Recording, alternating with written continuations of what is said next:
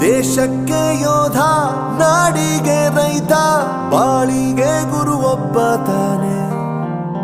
ಅಕ್ಷರ ಕಲಿಸೋ, ಅಜ್ಞಾನ ಅಳಿಸೋ, ಅವನೂನು ಅನ್ನದಾತಾನೆ. ತಪ್ಪು ಸರಿಯ ತಿದ್ದಿ ತಿಳಿ ಹೇಳಿ ಸಮಬುದ್ಧಿ, ನಮ್ಮ ಚಿತ್ತ ಶುದ್ಧಿಯಾಗೋ ಹಾದಿ.